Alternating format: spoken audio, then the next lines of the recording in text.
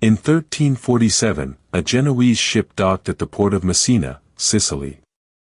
The sailors aboard were covered in black tumors the size of eggs, vomiting blood. Most were already dead. The few still breathing carried something invisible and unstoppable, Yersinia pestis. In just 5 years, this bacterium would exterminate between 75 and 200 million people. Europe would never be the same again. 14th century Europe was already a weakened continent.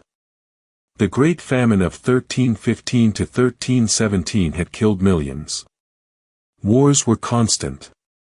Cities grew without sanitation, sewage ran through the streets, rats lived among humans. Medicine was primitive, based on humors and bloodletting. In this landscape of vulnerability, the plague found perfect ground. The continent had roughly 75 million inhabitants. Within 5 years, it would lose nearly half. Yersinia pestis was born in the steppes of Central Asia, possibly near Lake Issyk-Kul in modern-day Kyrgyzstan.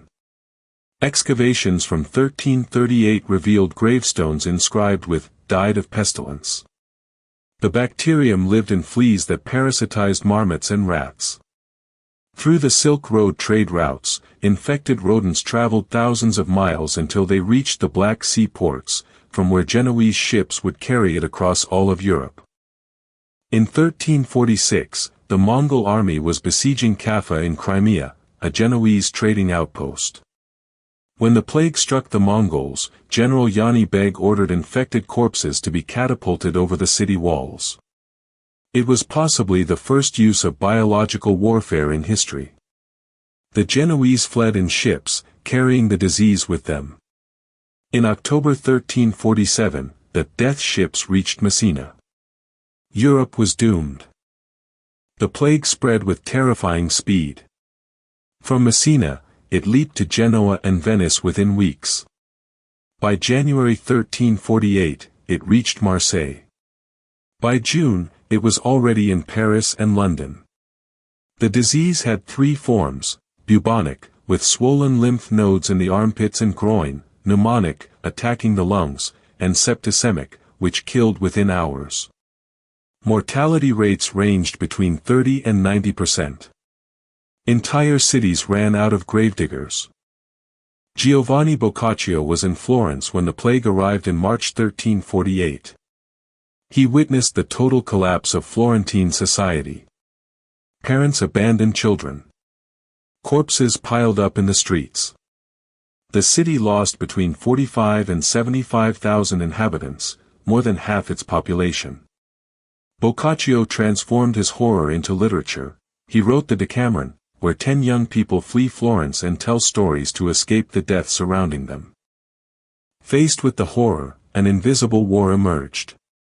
On one side, plague doctors with their beak-shaped masks filled with aromatic herbs, trying to purify the air. On the other, the church itself, which declared the plague divine punishment. The flagellants appeared, groups marching from city to city, whipping their own backs until they bled, begging God's forgiveness. Some accused Jews of poisoning wells, triggering brutal massacres across Europe. The breaking point came when the plague struck England in the summer of 1348. The village of Eyam in Derbyshire would become famous for an extraordinary act. Its inhabitants chose to isolate themselves voluntarily to prevent the disease from spreading to neighboring villages. Around 260 of the 350 residents died. Meanwhile, in Avignon, seat of the papacy, Pope Clement VI sat between 2 giant bonfires for protection. The city's mortality reached 50%. The year 1349 was the most devastating. Across Europe, the dead outnumbered the living in many cities. In Siena, Italy, Agnolo di Turar wrote, "I myself buried my 5 children with my own hands." In Florence, mass graves received hundreds of bodies daily.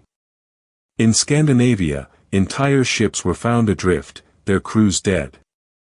European civilization seemed on the brink of extinction. No one knew when it would end. The medieval world's reaction was pure desperation. Religious processions flooded the streets, ironically spreading the disease further. Doctors prescribed vinegar baths, amulets, and prayers. Some believed merely looking at a sick person was enough to become infected.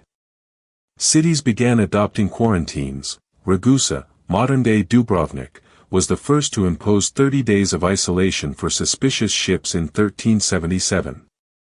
The word quarantine comes from the Italian quarantina, 40 days.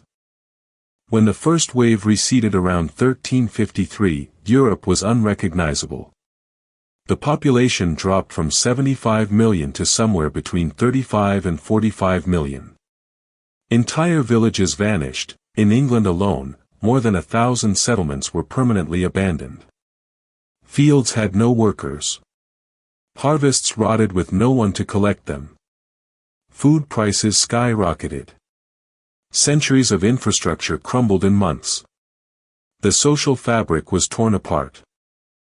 The numbers are staggering.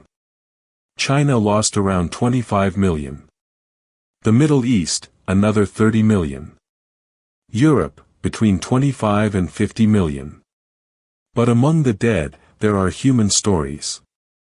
In Tournai, Belgium, entire families were wiped out in days. In Barcelona, half the city councillors died. Thousands of children were orphaned. But the survivors gained something unexpected: bargaining power. The labor shortage would change Europe forever. Without knowledge of bacteria, medieval Europe sought human culprits. Jews were accused of poisoning wells in dozens of cities. In Strasbourg, in February 1349, around 900 Jews were burned alive before the plague even reached the city. In Mainz, 6,000 were murdered. In total, more than 200 Jewish communities were destroyed. Pope Clement VI issued papal bulls defending the Jews, but they were widely ignored. The plague was recorded in impressive detail for its time. Chroniclers like Jean Froissart, Giovanni Villani, and Ibn Battuta documented the horror. Villani died before finishing his chronicle. His last sentence remained unfinished. Parish records show brutal spikes in mortality. But many rural regions simply vanished without a trace. The true magnitude of the catastrophe would only be understood centuries later, when historians cross-referenced fragmented demographic data. The Black Death engraved itself in Europe's collective memory like no other event. The dance of death became a recurring artistic theme, skeletons dancing with kings, popes, and peasants, showing that death makes no distinctions. The Triumph of Death by Peter Bruegel, painted in 1562, still reflected the trauma 2 centuries later. The English nursery rhyme Ring Around the Rosy supposedly references the symptoms of bubonic plague. The plague destroyed feudalism. With half the peasants dead, survivors began demanding higher wages. The Peasants' Revolt of 1381 in England was born directly from this new consciousness. The church lost credibility. Its prayers hadn't stopped the plague. This planted seeds for the Protestant Reformation 170 years later. Medicine began evolving out of necessity. And art gained an obsession with mortality that would define the end of the Middle Ages. Yersinia pestis never disappeared. In 1894, Alexander Yersin finally identified the bacterium in Hong Kong. Today, outbreaks still occur. Madagascar records hundreds of cases yearly.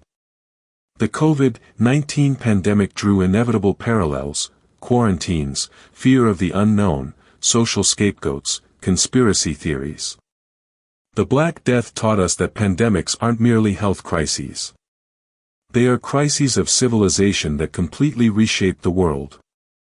The Black Death killed between 75 and 200 million people, and yet, humanity survived. More than that, it was reborn. The horror of the plague forced Europe to evolve, question the church, value human labor, and develop science. From death came the Renaissance. If you enjoyed this video, like it and subscribe to the channel so you don't miss the next stories. History has much more to teach us.